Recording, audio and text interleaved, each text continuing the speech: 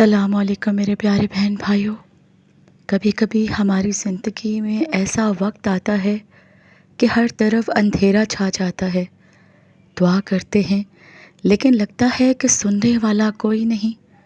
محنت کرتے ہیں لیکن کامیابی قریب ہی نہیں آتی۔ دل کہتا ہے شاید اللہ تعالیٰ ناراض ہے، مگر سچ یہ ہے کہ اللہ تعالیٰ بہت قریب ہے۔ دیکھیے، حضرت موسیٰ علیہ السلام کو مکہ سے بھاگنا پڑا، تنہا، بھوکے، بے آسرا۔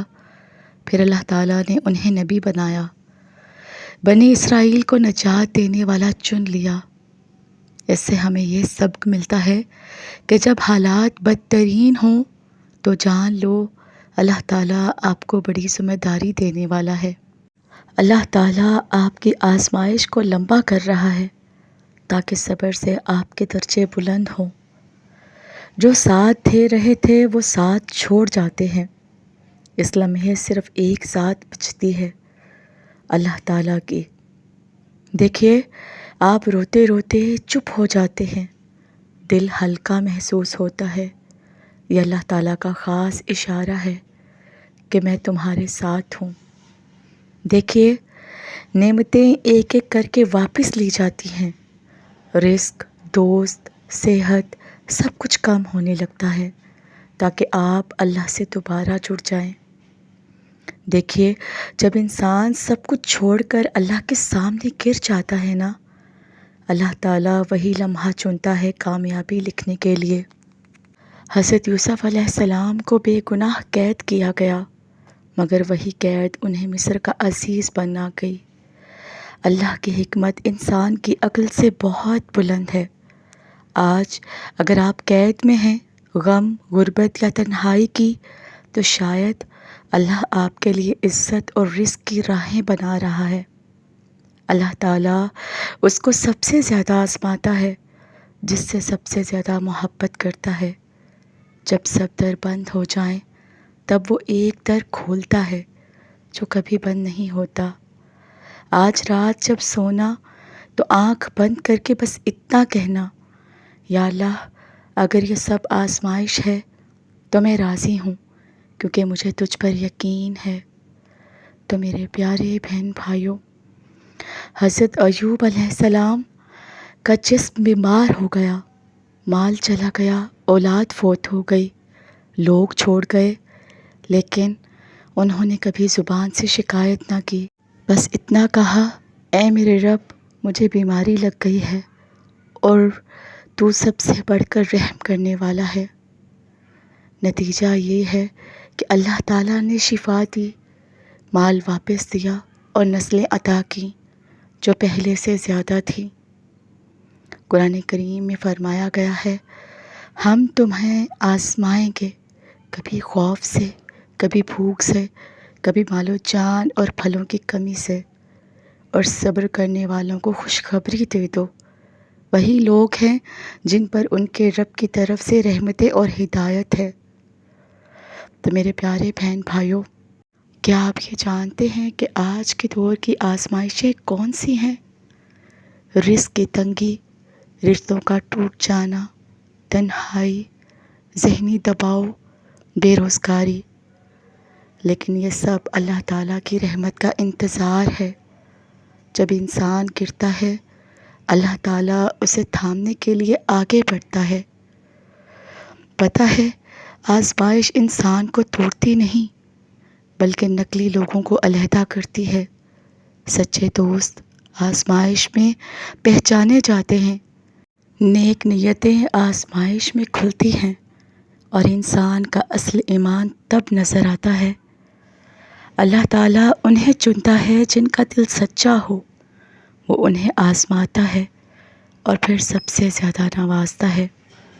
تو میرے پیارے بہن بھائیوں، اگر آپ اس وقت آزمائش میں ہو، دل اداس ہے، رزق کے دروازے بند ہیں، کوئی سہارا نہیں، تو صرف اتنا یاد رکھو، اللہ تعالیٰ نے وعدہ کیا ہے، صبر کے بعد راحت ہے، ہر مشکل کے بعد آسانی ہے، ہر اندھیرے کے بعد روشنی ہے۔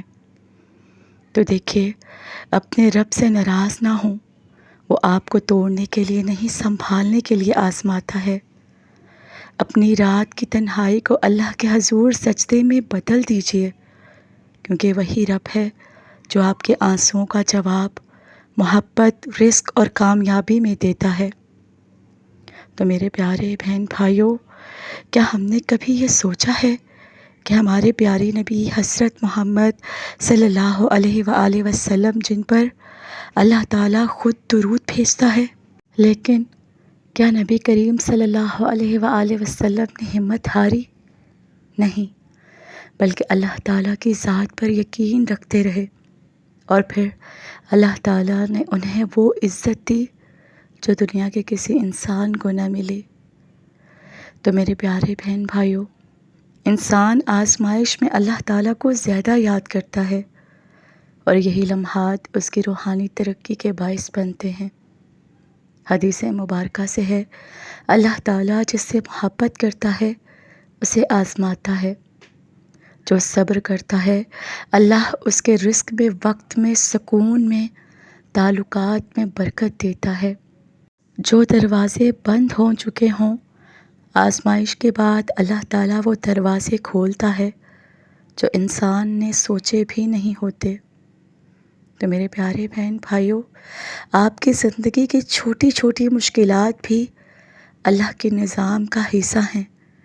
اگر نوکری نہیں مل رہی، اگر امتحان میں بار بار ناکامی ہو رہی ہے، اگر دل کسی گناہ سے چھٹکارا نہیں پا رہا، اگر دل میں سکون نہیں، تو اللہ تعالیٰ آپ کو اپنے قریب بلانا چاہتا ہے۔